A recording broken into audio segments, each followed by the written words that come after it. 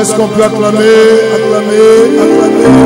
pousser des cris de joie? Alléluia. Alléluia. Waouh. Mon Dieu, c'était... Veuillez vous asseoir, soyez bénis. Quelle envolée. Quel décollage. On a pris un envol. Comme ça, on est parti. Oh, Dieu fait peur. Il est exceptionnel. Il est remarquable. Il est grandiose. Il est formidable. Il est redoutable. Il est pénétrant. Il est aiguisé. Il est fort. Il est grand. Amen. Il est haut. Amen. Il est haut. Amen. Il est dense. Amen. Je dis Dieu est puissant. Amen. Dieu est fort. Amen. Dieu est fort. Amen. Dieu Yes. Yes. Yes. Yes. Alléluia. Amen. Que Dieu te bénisse abondamment. Amen. Vous savez quoi? Je suis dans la joie. Oui. Et quand je suis dans la joie, c'est que ça va exploser. Vérité, papa. Attends, tu vas voir. Attends. Dis à ton voisin, attends, tu vas voir. Dis-lui, attends, tu vas voir. Attends, tu vas voir. Attends, tu vas voir. Le monsieur là est dans la joie. Le monsieur là est dans la joie. Alléluia. Amen. Voilà. Alors, je voudrais dire bonjour à tout le monde. En tout cas, moi, je suis content de vous voir.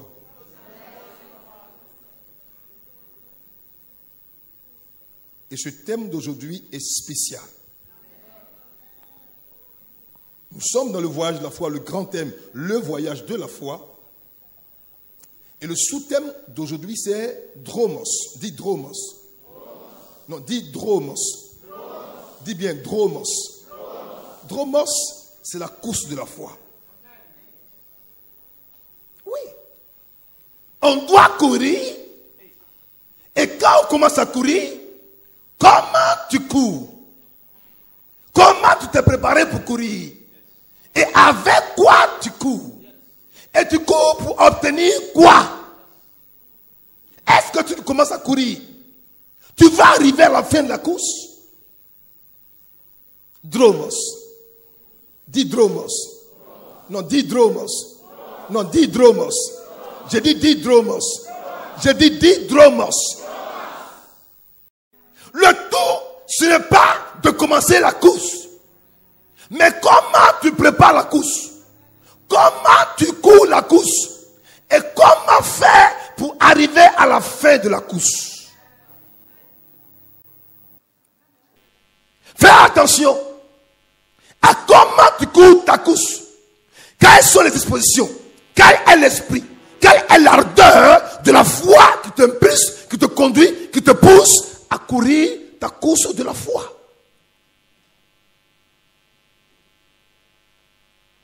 Les temps sont mauvais. Satan se déguise. Il passe par tous les moyens pour ravir le prix de ta course. Il passera par tous les moyens et il va te ravir ce prix de la course. Fais attention, mon fils. Fais attention, ma fille. Sois vigilant et sois vigilante. Mon rôle, mon devoir, c'est de t'amener à rester éveillé, préparé et sage, à garder ta lampe allumée, à préparer tes mollets, à raffermir ta foi, à chauffer ta foi et à prendre le départ pour courir une course. Et quand tu commences à courir, mon fils, ma fille, ne regarde pas en arrière. Regarde devant et continue de courir. J'arrive. C'est quoi la course? La course, c'est l'action de courir, de se déplacer plus vite que la marche. Quand on court, c'est qu'on ne marche pas. Si on marche, c'est qu'on n'est pas en train de courir. En fait, un homme qui court, il va plus vite qu'une marche ordinaire. C'est aussi une compétition où le vainqueur est celui qui a été le plus rapide. Selon la course olympique, la course sportive, celui qui court ou celui qui court dans une compétition, celui qui gagne est celui qui a été le plus rapide. Mais paradoxalement, dans la course de la foi, ce n'est pas une question de rapidité. Dans la course de la foi, ce n'est pas ta rapidité qui importe. C'est ton endurance. C'est ta persévérance. C'est ton courage. C'est l'esprit qui va t'animer du début, pendant et après. J'arrive. Regarde. Hébreux 12, verset 1 en 2, version parole vivante. Hébreux 12, verset 1 en 2, version parole vivante. Regardez. C'est pourquoi nous qui sommes environnés d'une telle foule de témoins, débarrassons-nous de tout ce qui alourdit notre marche. Débarrassons-nous de tout ce qui alourdit notre marche. Pourquoi l'hébreu ou l'auteur de l'hébreu nous invite à nous débarrasser de tout ce qui alourdit notre marche? Parce qu'il sait qu'il y a des choses qui feront que tu ne peux pas marcher comme il se doit. Si alors ces choses t'empêchent de bien marcher, ces choses aussi peuvent encore t'empêcher de bien courir.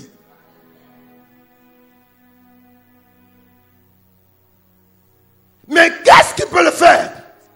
Qu'est-ce qui peut t'empêcher de bien marcher, mieux encore de bien courir? Pose-toi la question. Qu'est-ce qui peut empêcher un coureur de bien courir? C'est le surplus de poids. S'il est trop gros, s'il est trop gras, s'il ne s'est pas bien éduqué, n'a pas bien mangé, pas bien préparé, alors comme il est obèse, il aura du mal à être alerte, rapide, puissant pour arriver à son terme. Mais dans le monde spirituel, qu'est-ce qui fait que tu es trop gros? Le péché. Je dis bien le péché. Le péché qu'on n'aime pas entendre. Papa, sur toi. Asseyez-vous. Le péché dont on parle et que tout le monde est énervé. Le péché qui te met en rogne, qui te donne des étiquettes. Le péché qui donne des migraines. Oui, mon devoir est de parler du péché. La Bible est un tout, c'est un package. Il y a la bénédiction, il y a la prospérité, mais il y a aussi la sanctification. Ça, c'est la Bible. En tout cas, à moi. Le péché alourdit. Le péché avilit. Le péché tue. Prépare-toi. Sanctifie-toi. Allège-toi. Tous les surplus de poids, la convoitise, la murmure, l'orgueil, ces choses doivent tomber. Afin que tu sois allégé, alerte, plus capable de courir avec aisance pour arriver à la fin de la course. Il ment, il vole, il fornique, il regarde des films pornographiques et tu viens t'asseoir au milieu de nous. Dieu connaît ce qui lui appartient. Il sait avec qui il court, qui lui appartient et qui ne lui appartient pas. C'est à prendre ou à laisser. Je ne suis pas ton juge. Mon rôle est d'éveiller ta conscience pour t'amener à te préparer à la venue du Seigneur. Prépare-toi.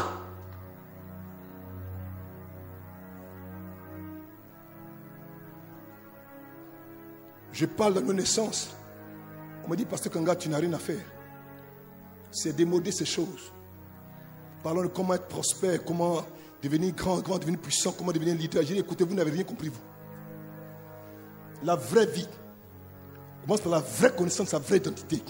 Qui a pour point focal, point de départ, la connaissance qu'on a de notre identité qui part de la nouvelle naissance. Un homme qui n'est pas né de nouveau, une femme qui n'est pas de nouveau, ne pourra pas courir une bonne course. En fait, tu vas courir une mauvaise course. Tu vas courir une course que tu dois demander de courir. Tu vas courir inutilement. Tu vas courir quoi? En vain. Pourquoi aujourd'hui l'église est plus alerte quand on parle de travail, de mariage, de santé? Tu peux avoir le travail, le mariage, la santé et aller en enfer. Tu peux aller avec ça en enfer. Tu peux obtenir un grand montant d'argent, des milliards. Le jour où tes milliards arrivent, tu les prends et le même jour Christ revient, ces milliards vont devenir quoi? Amers en tes mains. parle à quelqu'un ce matin? Ce matin, je parle à quelqu'un? On parle le même langage? Tu sais quoi? Tu cours comment? Avec quel état d'esprit tu cours? Quel est le but? Quel est le projet? Quel est l'esprit qui te pousse à courir? Tu cours par le où? Qu'est-ce qui t'amène à courir? Quoi? Le travail? Quoi? Le mariage? Quoi? L'argent? Quoi? Un voyage? Quoi? Un visa? Quoi? Un déblocage? Qu'est-ce qui te pousse à courir? Des gens courent après ces choses. Ils sont restés dans le tombeau. Ils sont là en enfer.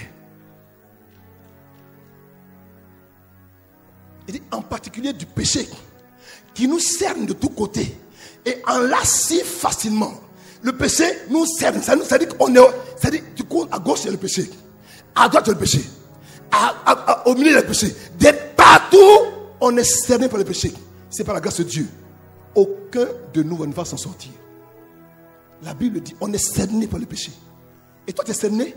Au lieu de te défendre, tu t'abandonnes au péché, tu te fends au péché. Ah! Ça, c'est quel évangile, ça? Ah! C'est tout fatigant, ça m'énerve. Ah! On est fatigué de tout ça déjà. Laissez-moi vous dire. Quand vous regardez les dimensions de la Nouvelle Jérusalem, quand vous voyez comment est-ce que la Bible parle, je vous assure, l'Église sera choquée. Le jour où le Seigneur viendra, par rapport à ceux qui vont rester, vous serez choqués. Des gens seront en pleine église, en train d'adorer. Nous, on est partis. On est parti, vite, on est parti. Tu finis le culte, tu sors. Ouais, papa, on dit, papa est parti depuis. Il est parti. Mes enfants, les jours sont mauvais. On doit courir différemment. Si ton cœur est rempli par autre chose que par l'amour de Dieu pour Dieu, que ton mobile pour aimer Dieu, c'est autre chose que Dieu lui-même. Mon fils, ma fille, revois ton cœur et répands-toi. Répands-toi.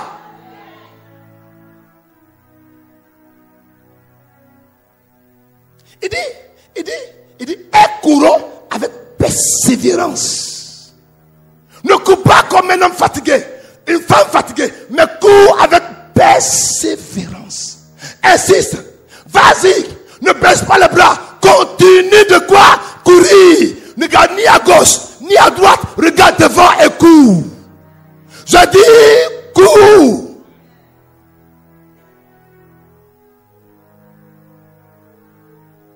Il dit courir vers quoi? Il dit vers le but proposé dans la piste tracée, pas à côté de nous, pas à droite de nous, pas à gauche de nous, pas derrière nous, mais la piste tracée devant nous. Il y a une piste devant toi. Il y a une piste pour toi. Tu es obligé de rester dans la piste et de courir en fonction de ce qu'il y a devant toi et non ce qu'il y a derrière. Derrière, il y a le monde. À gauche, il y a le monde.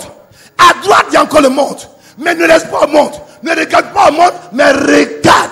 Garde les yeux fixés sur Jésus. Regarde-le. Regarde Jésus. Regarde seulement Jésus. Et dis, Père, la raison de ma course, le mobile, ce qui m'incite, ce qui m'encourage, ce qui me pousse à courir, c'est toi, mon trésor, Jésus. Je vais courir jusqu'à toi. Te regarder toi seul. Vers toi seul, je porte mes regards. Mes yeux ne sont pas posés sur une maison, sur une voiture, sur l'argent, sur la gloire du monde, sur le gain de la vie, ni sur autre chose. Mes yeux, Seigneur, sont sur toi.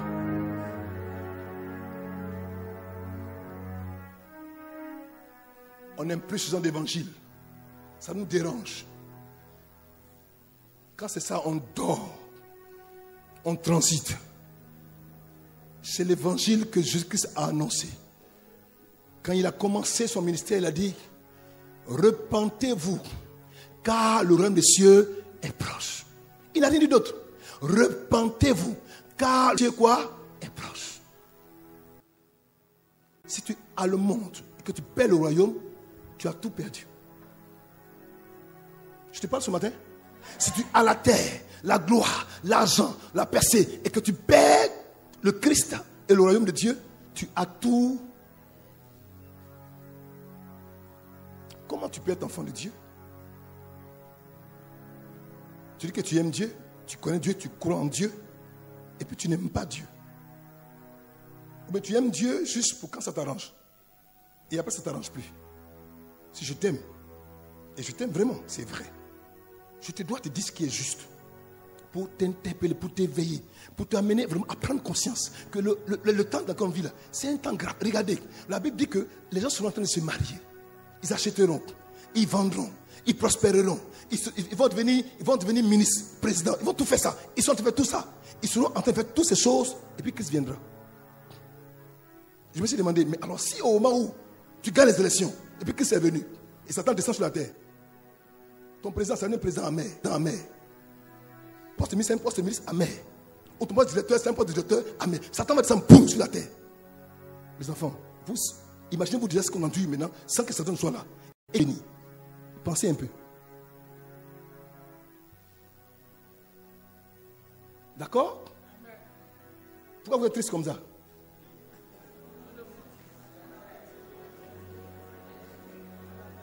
Vous avez peur? Vous avez peur? Si tu as peur, c'est que ta vie n'est pas en règle. Correct, c'est dit. Tu as eu l'argent, oui.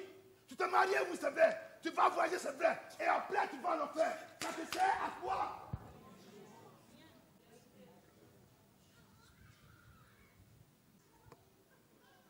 Je vous aime, mes enfants. Je dois vous dire, mon cœur brûle. Je veux parler, mais dis-leur de se préparer. Dis-leur. Dis-leur de se préparer. Dis-leur. Dis-leur. Dis-leur de se préparer.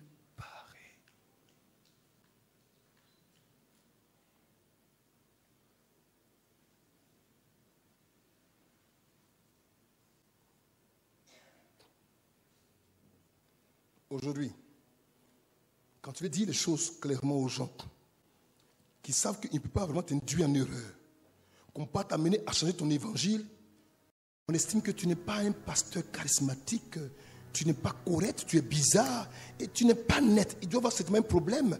Peut-être que tu es lié à un problème de sorcellerie. Écoutez, ça n'a rien à voir avec la sorcellerie, ça a à voir avec le bon sens. Ça a à voir avec le bon sens. Je me suis dit, pourquoi je vais ne pas dire la vérité à mes enfants? Pour que le jour où on sera enlevé, ils ne soient pas présents. Avant-hier, j'étais méditer. Et Dieu me permet de toucher. Je vois un jeune homme qui a un témoignage. En pleurs, un pasteur, en pleurs. Il pleure. Dieu lui montre qu'ils étaient à l'église. Ça chantait, ça priait. C'était au Congo. Une église de près de 10 000 membres. Avec tous les bishops, tous les prophétesses, tous les prophètes, tous les voyants. Tout le monde était là.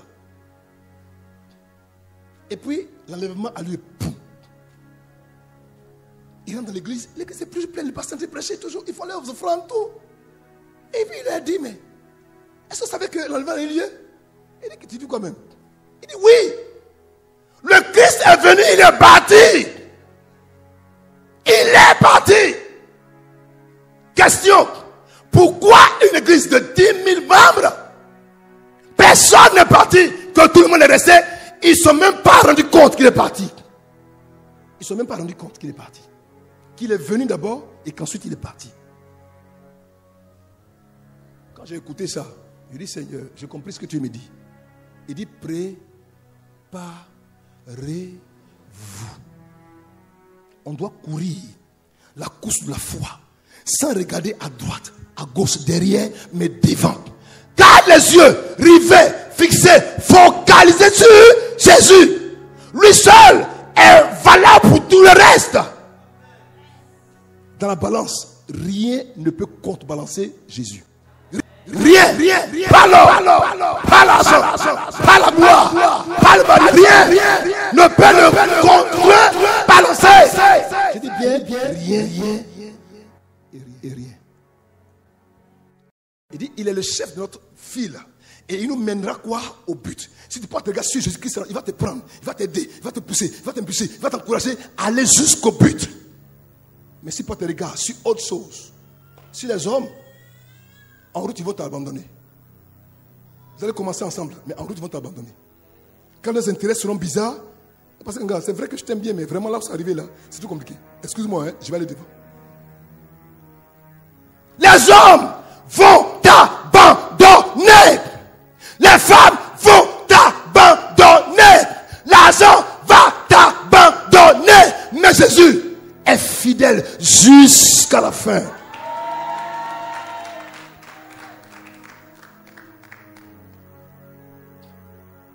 Parce qu'il avait en vue la joie qui lui était réservée, il a affronté la mort sur la croix.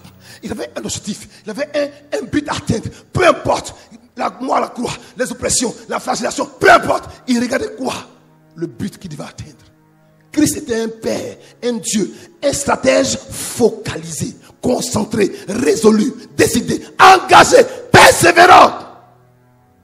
Il allait jusqu'au bout, sans tenir compte de la honte attachée à un tel supplice. Et désormais, il siège à la droite de Dieu. J'ai compris une chose. Les hommes et femmes qui sont focalisés, qui sont résolus, qui sont concentrés, ils finissent toujours à la droite de Dieu. Toujours. Ils finissent toujours à la droite de Dieu. Ce matin, je vais te réveiller un peu, je t'en prie. Ce matin, je vais t'amener vraiment à oublier toutes ces choses terrestres, ces choses bizarres. C'est par ça que c'est seulement à l'église qu'on a le plus envie d'avoir les choses de la terre. Pourtant, la Bible dit qu'elle n'aime pas le monde et ceux qui sont dans le monde. Mais c'est bizarrement à l'église qu'on aime les choses, on aime le monde et qu'on aime les choses du monde. C'est bizarre. C'est à l'église qu'on aime ces choses de plus. Tu as un nouveau panier. Tu as une ceci. Tu as une nouvelle voiture. Il y a un problème. Christ dit, n'aimez pas le monde ni les choses qui sont dans le monde. Il dit quoi? N'aimez pas ça. Tu peux signer à l'église vraiment? Je n'ai pas encore eu de voiture. C'est qu'ici, il n'y a pas Dieu. Je peux signer à l'église vraiment? Je n'ai pas encore été marié. Donc, tu n'as rien compris. On ne vient pas à l'église pour avoir voiture, ni pour être marié. On vient à l'église ici pour être sauvé.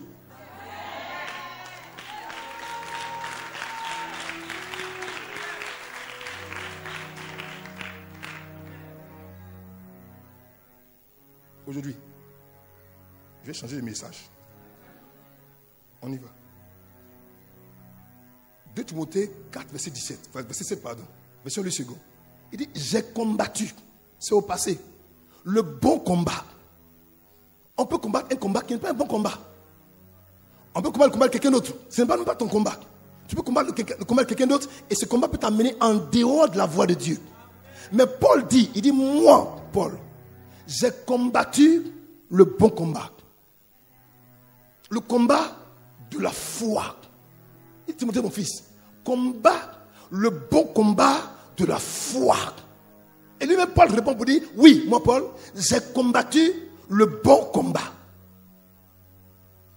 Il dit, j'ai achevé la course. La course qu'on m'a donnée là, à courir, je l'ai quoi? Achevé. Est-ce que toi, comme Paul, tu pourras dire la même chose à la fin, au soir de ta vie pour dire, j'ai achevé la course? Tu pourras le dire aussi? Est-ce que tu pourras le dire? Est-ce que tu pourras l'énoncer sans peur, sans crainte, avec assurance et foi? Est-ce que tu pourras le dire? Je te pose une question. Tu pourras le dire? Mais ce qui m'a plaît déjà, il dit, j'ai gardé la foi. Tiens, au départ, ce verset était étrange pour moi. Jusqu'à hier, vers minuit, 1h du matin. Et j'ai crié. Il dit, je comprends pourquoi est-ce qu'il dit, il a gardé la foi. Parce qu'en fait, je t'explique le mystère. Quand on court dans une course, c'est une course dont le Seigneur nous a donné le relais. Il est parti, il a couru sa course à lui, et en partant, il nous a remis le relais. En fait, le relais qu'il a donné là, nous, on a conduit de courir pour aller le remettre ça après, plus tard. Donc, au moment où, en partant, on nous donne le relais, il dit, comme j'ai couru, et que j'étais focalisé, et que j'allais jusqu'à la croix, je suis mort, et que je suis sauvé, que je suis monté à la droite de mon Père, que vous aussi, vous devez asseoir à la droite de mon Père, alors courir comme moi j'ai couru. Mais la seule chose que moi je peux prendre comme élément qui fait que tu peux courir de ton combat, c'est qu'à la fin, tu gardes la foi. Est-ce qu'à la fin, tu vas pouvoir garder la foi? Je te pose la question, parce qu'il y a une question. Le Christ dit, quand je vais revenir sur la terre, est-ce que je vais trouver encore la foi sur la terre? Ça veut dire quoi? C'est qu'à la limite, tu peux avoir couru jusqu'à la fin. Au moins, tu as fini de courir, que tu arrives au point final. Quand on te regarde, la foi est restée derrière toi. Oui. Parce que tu n'as pas couru selon les règles établies par le Créateur. Mais il veut qu'à la fin, tu gardes, tu préserves, tu présentes au Christ ton ticket, ton billet d'entrée, c'est-à-dire quoi? La foi. Si quelqu'un dort, gifle la personne. Si papa dit de te gifler, ça peut te faire du bien pour que tu ailles au ciel.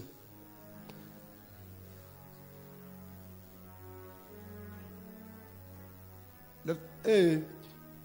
Oh, bonjour. Bonjour, Marc. On va se lever 2 minutes.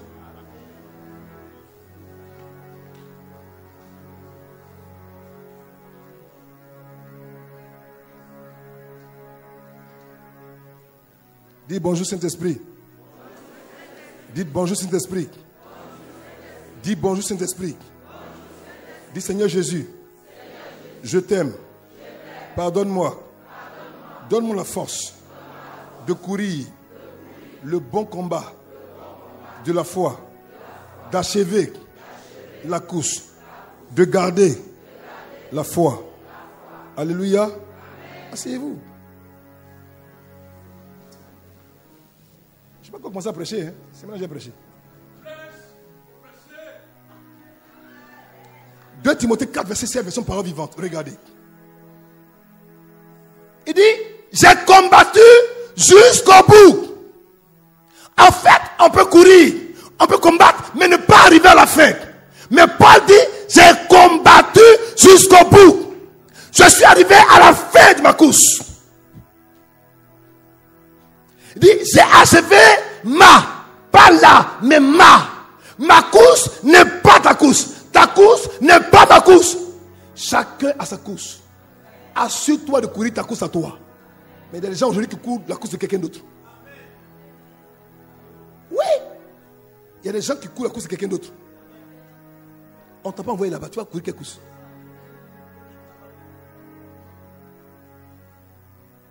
Je suis resté fidèle à ma foi. En fait, j'ai compris qu'il y a un principe, il y a un élément, il y a un tel caractère que le Christ voulait voir à la fin de la course. C'est quoi? La fidélité de ta foi. Est-ce que tu as été trouvé fidèle à ta foi jusqu'à la fin? Est-ce que tu as été trouvé quoi? Fidèle. C'est un mot qu'aujourd'hui qui n'a plus de sens dans l'église. On n'est plus fidèle. On appelle les chrétiens les fidèles, mais pas plus infidèles que les fidèles.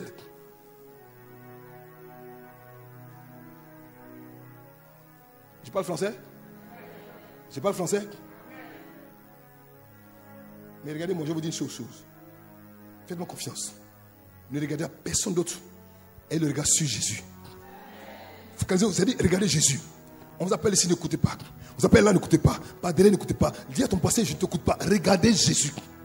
Regardez le soin. Regardez Jésus-Christ. Vous allez arriver à la fin. Fonctionne. Alléluia. Vas-y. Regardez. Reviens. Donne-moi mon test. Acte 20, verset 24, version Seigneur. Regardez. Il dit, ma vie m'importe peu. Ma vie m'importe peu. Ma vie m'importe peu. Mon travail m'importe peu. Mon mariage m'importe peu. Mes affaires m'importent peu. Tout ce que je fais m'importe peu. Il dit, je ne lui accorde aucun prix. Tiens. C'est sa vie là pour lui là. C'est comme si ça n'a aucune valeur. Il dit, je ne lui accorde aucun prix. Il dit, mon but. Regardez. Mon but, c'est d'aller jusqu'au bout de ma course. C'est fort ça. Mon but, ma vie. Vie pour que tu te bats. Matin, tu es réveillé à 4 du matin. Tu t'es lavé, gommé. Gavé, comme ça, fia, ici, comme ça, tout ça, tout et tout. Pendant 4 heures. 4 heures. Et quand tu marches, mais tu marches comme précieuse comme ça. C'est-à-dire, tu marches très précieuse comme ça. C'est-à-dire, tu marches bien même comme ça. Tu marches comme ça. C'est moi qui y arrive. C'est moi qui arrive. Oui, Catherine arrive. Oui, Solange arrive. Oui, Akissi arrive. Oui, Djeneba arrive. Oui, tu marches. Depuis 4 heures de temps. Cette vie, Paul dit, elle n'a aucune valeur devant lui. Pour lui, Paul, ce qui est important, c'est quoi? De courir la course. Il doit courir la course. Courir sa course. Mais quoi? Jusqu'au bout. Et accomplir pleinement le service que le Seigneur m'a confié. C'est-à-dire proclamer la bonne nouvelle de la grâce de Dieu. Tcha! Quand je lis ça, je me dis, mais Seigneur, c'est que nous là, nous tous les chrétiens du 21e siècle là, tout le monde est en enfer. Dites-moi, tu es focalisé comme ça? Lève ta main. Qui a partagé l'évangile cette semaine à quelqu'un et qui l'a gagné? Lève la main que je vois. Qui a partagé l'évangile à quelqu'un puis il a gagné quelqu'un, un chrétien? Vous voyez ce qu'il dit? Vous voyez? Bon, ben c'est la main. Qui même a parlé même de Jésus-Christ dans cette semaine, qui n'en a parlé moins une fois, toute cette semaine? Bon. Bon, qui même véritablement maintenant a servi Dieu cette semaine, servi Dieu, qui a été fidèle du début jusqu'à la fin de la semaine? Qui?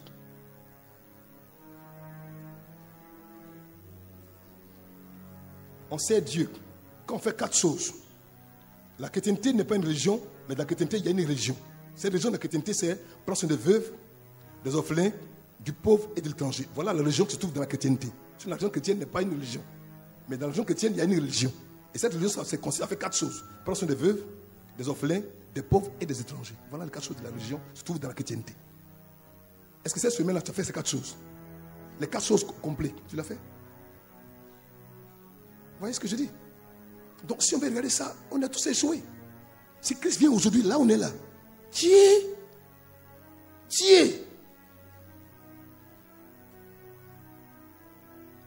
Il dit dans la course de la foi, contrairement à une course ordinaire, ce n'est pas le plus rapide qui gagne, mais c'est le plus persévérant.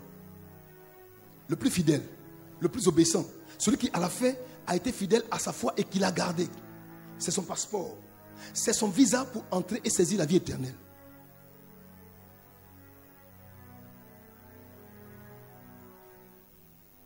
Quand j'étais jeune, celui qui, après que je sois, qui m'a partagé l'évangile quand j'étais encore au collège, il est devenu musulman.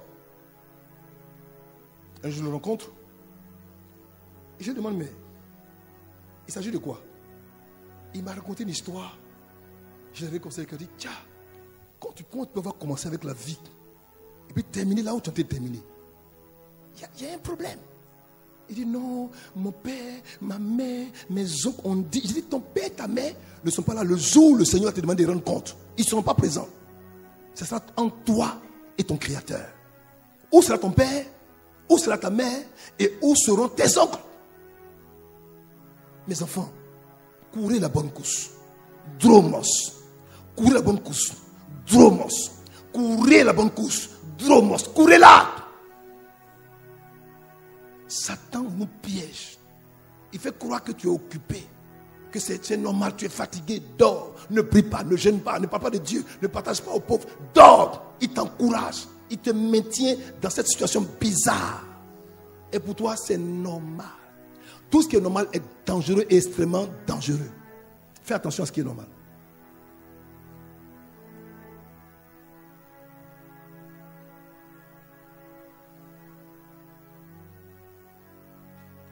Quelque chose m'a intrigué dans cette affaire. Et j'ai compris que le sage a dit une chose dans le livre d'Ecclésiaste chapitre 9, verset 11. Il dit, j'ai encore vu sous le soleil que la course n'est point aux agiles. C'est-à-dire sous le soleil, c'est-à-dire pas parce que tu es rapide, pas parce que tu es bien nanti, pas parce que tu es plus qualifié. Non! Le tout, ce n'est pas ton agilité de la course de la foi, ce n'est pas l'agilité. C'est l'endurance, la persévérance, la fidélité, l'obéissance, l'intégrité. Ce sont ces vertus qui vont t'amener à finir ta course comme il se doit. Est-ce que tu es fidèle à ta foi, à ta course? Est-ce que tu es obéissant à ta foi, à ta course? Est-ce que tu intègres jusqu'à la fin? Le sage même dit que dans la course là, ce n'est pas les plus agiles qui gagnent. Alors fais attention à comment tu cours ta course. Mais je vais parler de 2 personnes qui m'ont intrigué.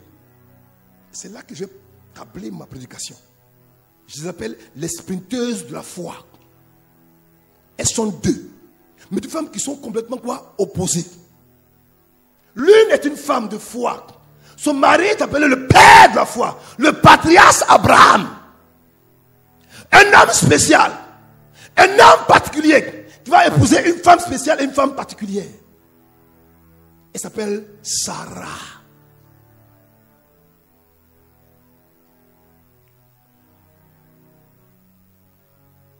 C'est par la foi que Sarah elle-même, malgré son âge avancé, fut rendue capable, voyez-vous, fut rendue capable par la foi d'avoir une postérité parce qu'elle crut à la fidélité de celui qui avait fait la promesse. Sarah a couru sa course de la foi et à la fin de sa course, malgré son âge avancé, elle a obtenu un enfant. Suis-moi bien. Sarah a couru pendant longtemps, pendant plus de 25 ans, elle a couru. Et à la fin de sa course de la foi, Sarah a obtenu quoi? Un enfant.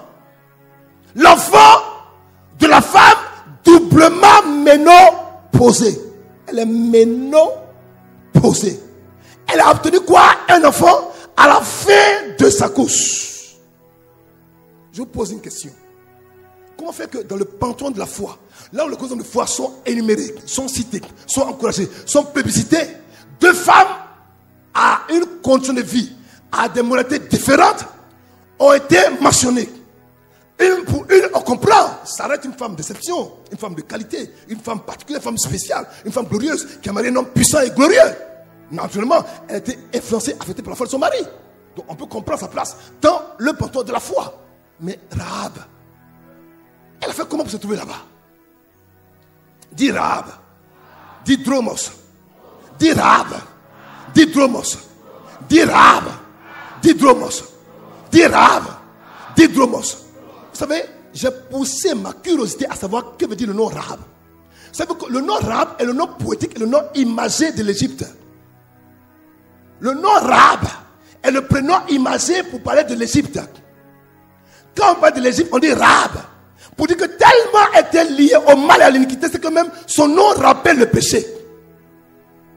L'Égypte est l'endroit où tout ce qui était occulte, bizarre, existait. Et Rahab renvoie à un nom poétique qui veut dire quoi? L'Égypte.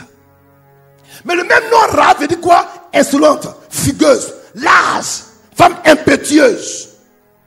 Le même Rahab renvoie à une divinité qui fait allusion au chaos et fait référence au Léviathan. En fait, quand on dit Rahab, ça fait allusion quoi? Au nom d'un monstre qui est issu du chaos. Mais ce nom issu du chaos est comparé au Léviathan qui est le crocodile ancien. Et le crocodile ancien est le maître du Nil qui a aussi quoi? L'Égypte. En fait, Rahab est lié à quoi? Tout ce qui est mauvais.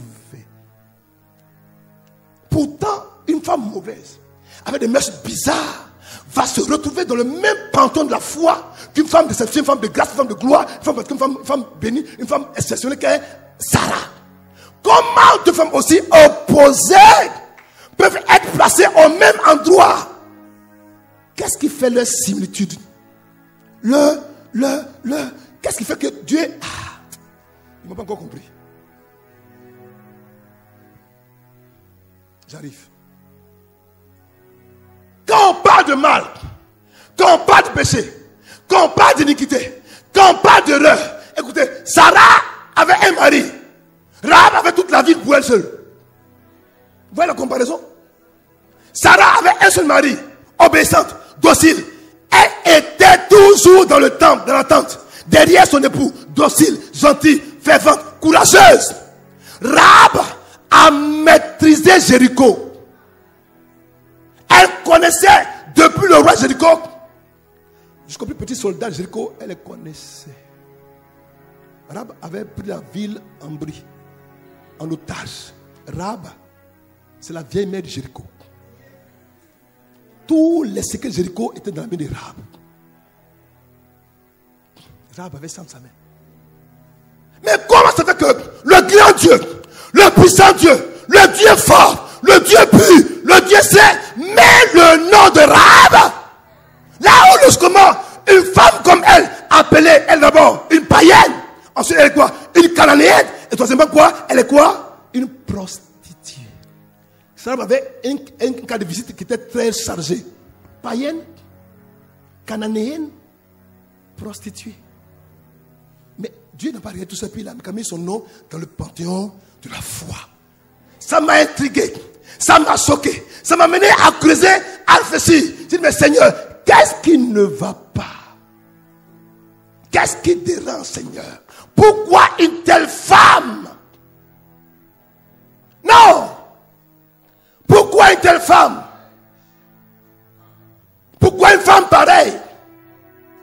Alors, de son nom, là où les grandes sociétés, là où on parle d'hommes exceptionnels, des hommes de foi, comme Abraham, comme Isaac, comme Jacob, pourquoi son nom, elle Rahab, la prostituée, est à la même place que Sarah, la princesse, la femme vertueuse? Elle a fait quoi pour mettre une telle position? Je t'ai parlé? Je t'ai parlé? Je t'ai parlé? Ça te choqué? J'ai dit, si quelqu'un dort, dis-le, sois béni au nom de Jésus. Bénis-le.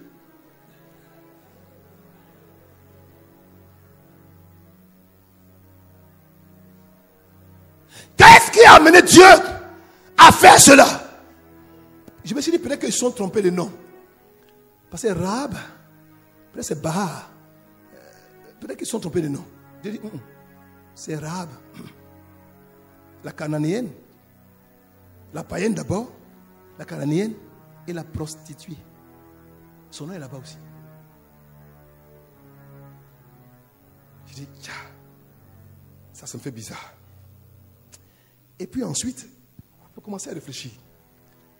Et quand j'ai commencé à réfléchir, il y a une petite phrase qui m'a tapé.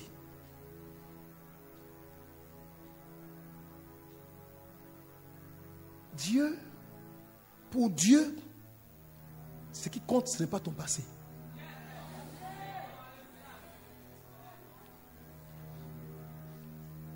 Parce que ton passé t'a été imposé par la destinée.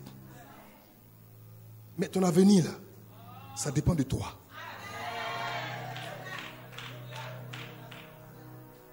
Écoutez-moi très bien. Je me suis rendu compte que ces deux femmes avaient des caractères, des vies, des modes de vie différents. Mais il y a un élément qu'elles avaient en commun. Un trait de caractère que Dieu recherchait. Dieu a regardé, il a vu quelque chose qu'il avait en Sarah. Et il regarde à Jéricho, il voit la même chose dans une femme que le monde avait rejetée, repoussée, anéantie, cataloguée. On avait quoi?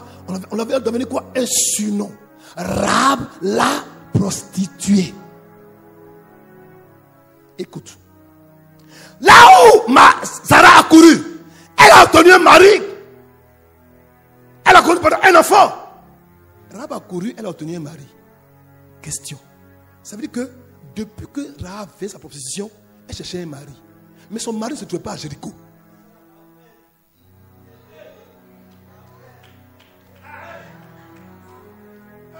Maintenant, le jour où elle entend, au moment où Israël quitte l'Égypte, la nouvelle de la destruction de tous les rois qui sont sur ce chemin d'Israël jusqu'à ce qu'ils arrivent à Jéricho, Rahab avait entendu parler de ce grand et puissant Dieu. Et c'est là que sa foi a commencé à germer en elle. Parce qu'en fait, Rahab était en quête de quelque chose, d'un homme. Mais cet homme-là, elle a cherché parmi tous ses amants, aucun d'eux ne correspond. Aucun d'eux ne correspondait. Pendant 40 ans, elle va entendre les mêmes paroles. Il y a un Dieu qui est le Dieu du ciel et de la terre, qui a commencé à tuer tous les rois de Canaan. Il a commencé à les détruire. Mais c'est-à-dire, alors que personne ne croyait, Rahab, son cœur disait, ce Dieu-là, je vais savoir qui il est. Comment il s'appelle? Qu'est-ce qu'il fait pour moi? Peut-être qu'il peut me changer. Écoutez-moi bien. Donne-moi Josué chapitre 2. Je vais quelque part. Regardez. Il dit, c'est par la foi. Non, c'est pas ça. Nous l'avons appris et nous avons perdu courage. Et tous nos esprits sont abattus à votre aspect. Qui parle ici? C'est Rahab. Car, c'est l'Éternel votre Dieu qui est Dieu. comment une prostituée peut parler autant, avec autant de certitude de foi? Elle dit, nous l'avons appris et nous avons pris courage, et tous nos esprits sont abattus à votre aspect, car c'est votre Dieu qui est Dieu en haut, dans les cieux, et en bas, sur la terre. Elle parle aux esprits et leur dit, moi, Rahab, c'est vrai, je suis prostituée, c'est vrai, je suis cananéenne, c'est vrai, je suis païenne, mais c'est votre Dieu là qui est. Je suis convaincu que les esprits ont dû être choqués. Vous dites, mais on n'est pas encore arrivé ici déjà. Ils nous connaissent parce que la notoriété d'Israël avait dévancé Israël. Verset 12. Il dit, et maintenant, je vous prie, jurez-moi par l'Éternel que vous aurez pour la maison de mon Père la même bonté que j'ai eue pour vous. Continuons. Donnez-moi l'assurance que vous laisserez vivre, premièrement, mon Père. Dis avec moi, mon Père. Ensuite, ma mère. Ensuite, mes frères. Ensuite, mes soeurs. Et tous ceux qui leur appartiennent. C'est-à-dire qu'il y a eu un grand peuple. Et que vous nous sauverez quoi? De la mort. Je vous pose une question. Pourquoi Sarah habitait sur la muraille? Pourquoi Rahab habitait sur la muraille? Parce que c'était un endroit stratégique pour faire monter les amants et faire descendre incognito. Parce que la même stratégie déjà, elle employait déjà pour les espions. Donc Rahab était une femme qui devait avoir beaucoup de force, très musclée, bien bâtie, bien forte. Elle doit avoir seulement une manivelle ou une poulie pour faire descendre, faire remonter. Écoutez-moi bien. Donc, je soupçonne que ses parents l'avaient cataloguée. Tu es mauvaise. Tu es bizarre. Tu n'es pas une bonne femme. À cause de toi, nous sommes gâtés dans la ville de Jéricho. Tu nous as humiliés. Et Rahab, je ne peux même plus me promener dans la ville. Son père l'a insulté. Sa mère l'a injurié. Ses frères l'ont injurié. Ses soeurs l'ont injurié. Sa famille l'a repoussé. Donc, Rahab avait une famille. Mais pourquoi c'est sur elle que le destin était si acharné? Je vais vous donner une information. Quand vous avez des enfants, que sur un des enfants là, l'ennemi est chaud sur lui, c'est à cause de la gloire qu'il porte en lui, de sa destinée, que Satan est sur lui de la même manière. En fait, Satan veut vivre la gloire à venir, que par Rahab est net.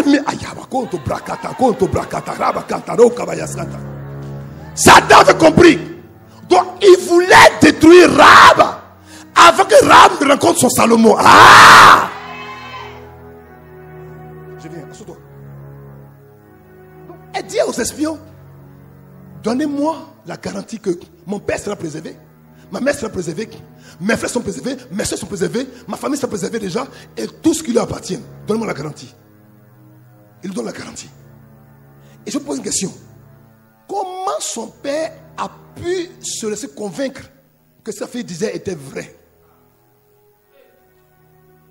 Qu'est-ce qui a pu son père accepter de croire que Israël va détruire Jéricho, mais sa vie ne sera sauvée que s'il reste dans la maison d'une prostituée qui se croit à sa fille, qui le rend honteux? La foi est un pouvoir. La foi est une puissance. La foi est un pouvoir. La foi est une puissance. La foi est un pouvoir. La foi est une puissance. Comment il a pu accepter ça? Lui qui a été si humilié pendant des années. Pendant des années. On l'a tellement humilié. La mère a dit, tu n'es plus ma fille. Je t'abandonne. Je te renie.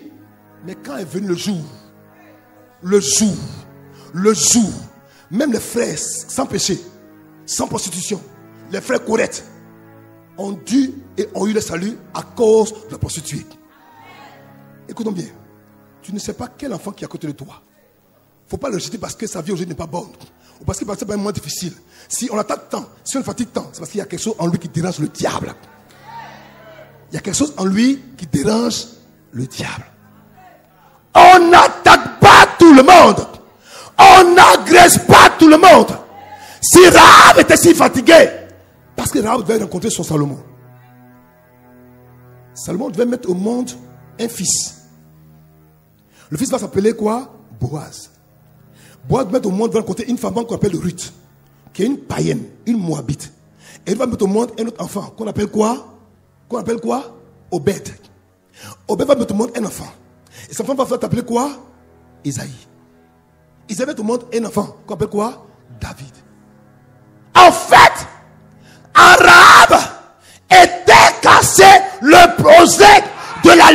l'annonciation de la venue du Messie de Dieu. C'était caché. Mais en qui? En une prostituée. Mais qui avait quoi? La foi que Sarah avait aussi. Pour Dieu, ce qui compte, ce n'est pas ton travail, ton argent, tes affaires, tes projets, tout ce que tu as. Il cherche en toi ta foi. Si tu as la foi, là où les diplômes ont échoué, ta foi réussira. Là où l'argent a échoué, ta foi réussira. Là où ton bonne réputation a échoué, ta foi réussira. Écoute-moi, Dieu n'a pas fini avec toi. Laisse les hommes te critiquer. Laisse-les t'humilier. Laisse-les te répandre. Laisse-les gâter ton nom. Laisse-les faire. Assure-toi de garder la foi.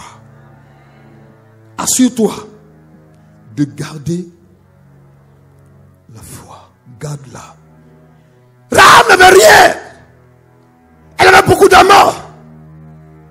Beaucoup d'amants. Oui. Elle a beaucoup de connaissances.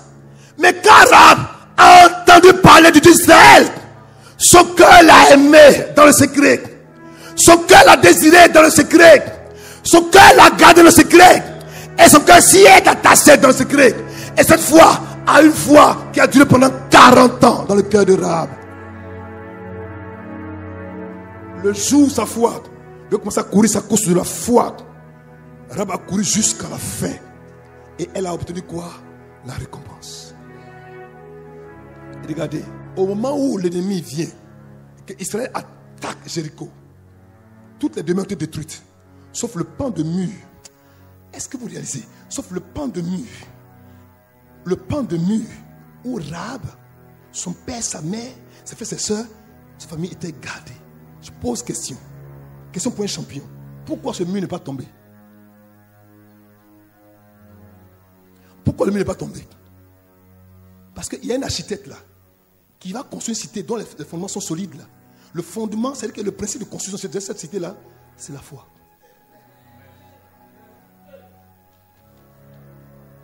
J'ai dit, Dieu, il s'en fout de ton diplôme. Il s'en fout de ta position sociale.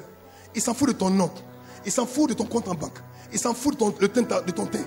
Il s'en fout de comment tu marches. Il s'en fout de comment tu parles. De comment tu t'habilles. Il s'en fout.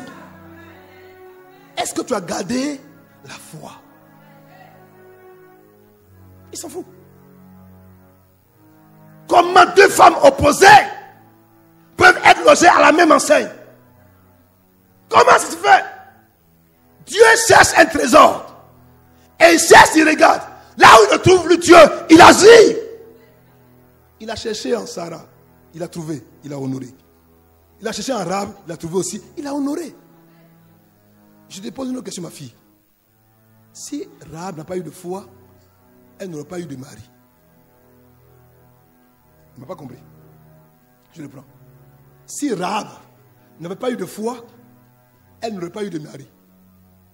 Parce qu'en fait, son mari n'était pas à Jéricho. Souvent, tu te fatigues. Tu penses qu'aller dans une grande assemblée, c'est pas que tu vas avoir la probabilité d'avoir un mari. Ah bon, comme ici à Emma, on est 400. Bon, 400, là, quand il y a les garçons d'ici, là, ils ne m'intéressent pas trop. Je vais aller là-bas où on est 5000, peut-être que là, 5000, moi, c'est sûr que dans une probabilité, je peux avoir quand même un. Mais qui est-ce que ton 1 là, c'est tout dans 5000?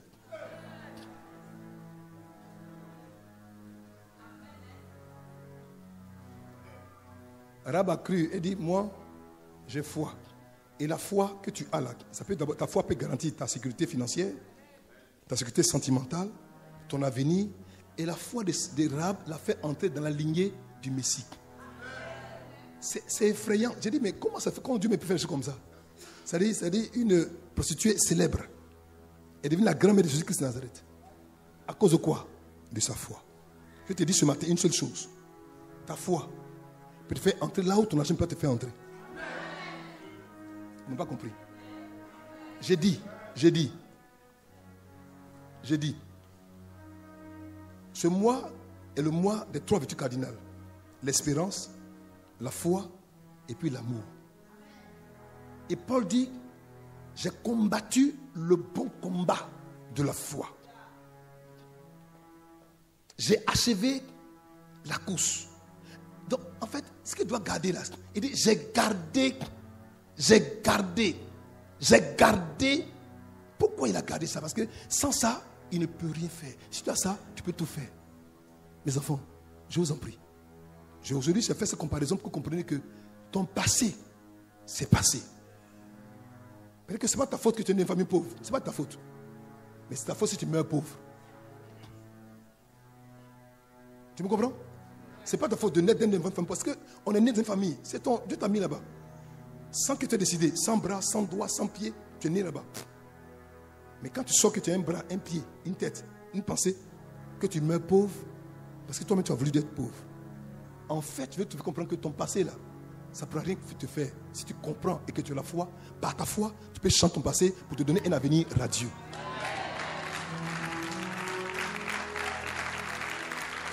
Rahab, avec toutes les raisons de dire, oh, vraiment, tous les hommes de Jéricho m'ont connu. Donc, c'est même pas la peine, parce que même si il y a quelqu'un qui me marie, il va dire vraiment, toi, tout le monde te connaît, non, je ne vais pas te marier.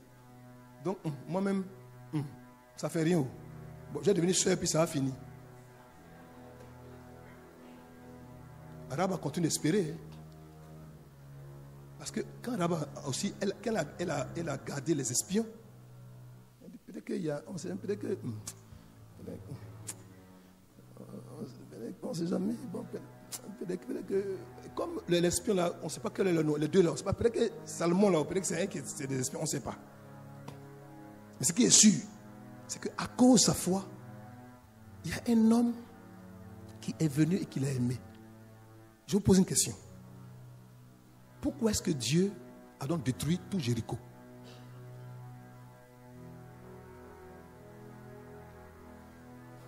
Vous n'avez pas compris. Dieu dit que si Dieu aime un individu, il peut donner toute une nation en rançon pour sauver un seul individu. Alors, je pose une question. Pourquoi Dieu, en sauvant Rahab, a tué tout le reste de Jéricho? Parce que si c'était là, ils allaient dire, c'est une prostituée, il ne faut pas la marier. Donc Dieu les a tués tous. Maintenant, ceux qui peuvent parler, ils sont tous morts.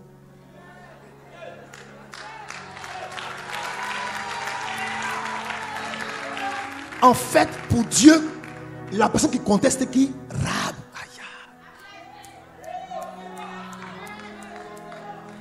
Donc, il fallait que tous ceux qui peuvent, les anciens amants, les jalouses, les femmes qui sont pas contentes, qui sont malheureuses, Rahab s'en fout.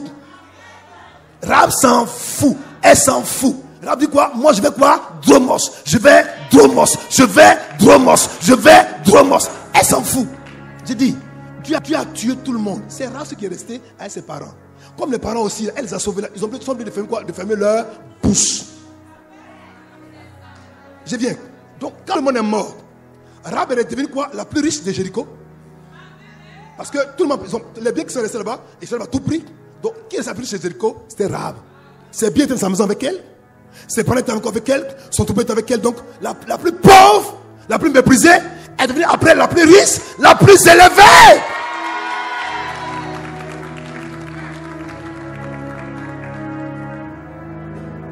Il y a des fois des malheurs arrivent.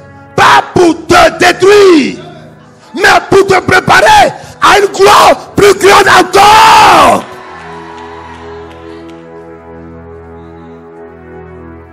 Elle s'est dit, mais pourquoi mon peuple s'est décimé? Ils ont eu 40 ans comme Rahab. Pour écouter, chaque jour qui passait, Dieu disait à Jéricho, répands-toi. Jéricho dit, je ne me répands pas. Répands-toi, je ne me répands pas. Mais une prostituée que personne ne considérait a accepté ce que des rois, des princes, des directeurs, des hommes de fer ont refusé. Elle a accepté et sa foi l'a sauvée.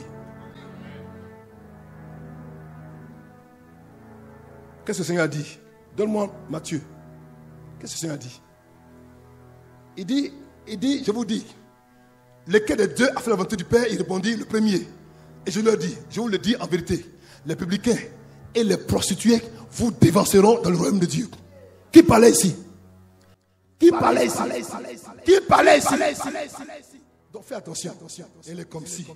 Elle est comme ça. Il est comme ci. Il est comme ça. Il a fait ci. Il a fait ça. Il est comme ci. Tu es son juge. Tu es son juge. Est-ce que tu es son juge? Arrête de parler. Ce que toi tu méprises là, Dieu lui aime ça. Ce que toi tu as rejeté là, Dieu lui aime ça. Il dit les publicains là, ces républicains ce sont des gens que les gens n'aimaient pas en Israël. Ce sont des dealers, des voleurs. Mais il dit eux et puis les possédés, ils vont dévancer les enfants d'Israël dans le royaume de Dieu. Ils vont les tenir, ils seront devant eux. C'est le cas de qui? De Rahab. Peu importe où tu viens, ce qu'on a dit de toi, comment on t'a catalogué, comment on t'a étiqueté, comment on t'a, c'est-à-dire là où on t'a logé, ce n'est pas important. Jésus n'a pas dit son dernier mot sur toi. L'église n'est pas l'assemblée des saints. Dieu envoie des gens qui ne sont pas bien, qui ont connu l'iniquité.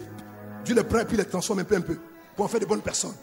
Arrête de leur doigter, de leur porter un jugement. Arrête et arrête. J'ai dit, la plus pauvre, la plus méprisée, qui était placée à la citadelle, c'est-à-dire sur le rempart. C'est pas dans la ville, hein. C'est-à-dire elle était sur le rempart de la ville. Elle est restée la plus riche de Jéricho. Une femme importante. Mais donc le juif là, Salomon n'est pas bête. Une femme qui a eu tout l'héritage là. Donc il dit, la mariée est mieux. La mariée, c'est mieux. Et il a épousé. Tu ne sais pas où tu as fini. Qui tu vas rencontrer sur la route. Donc je reprends. Pendant que Sarah a couru, elle a eu un enfant. Rahab a couru, elle a eu un mari. Mais mieux encore, elle a eu de l'argent. Elle a eu sa maison préservée. Et plus tard, elle est entrée dans la lignée de Jésus de Nazareth. Donc elle a tout eu. C'est bizarre. Donc en fait, Rahab a couru mieux que Sarah. Oui. Rahab a couru mieux que Sarah. Dieu cherche en toi la foi. Est-ce que tu l'as gardée? Est-ce que tu l'as préservée? Est-ce que ta foi est bien assise? Mets ta main sur ton cœur. Dis Père, donne-moi la force. Donne-moi la force, la sagesse de garder la foi. Car avec elle, je suis sûr que mon lendemain sera meilleur. Au nom de Jésus, dis Amen. Veuillez vous asseoir. J'en ai fini pour ce matin.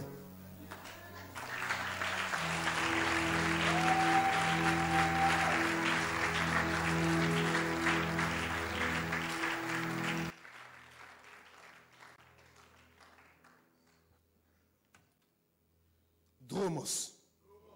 Dis dromos. Dis dromos. Il faut courir. Il faut courir. Mais cours bien. Cours bien. Alléluia. Yes. Yes. Oh, yes. Oh, yes. Ah, yes. Ah, yes. Yes.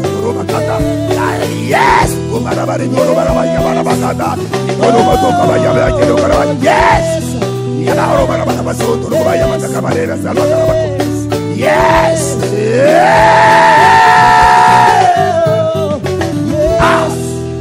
Hey, Dromos.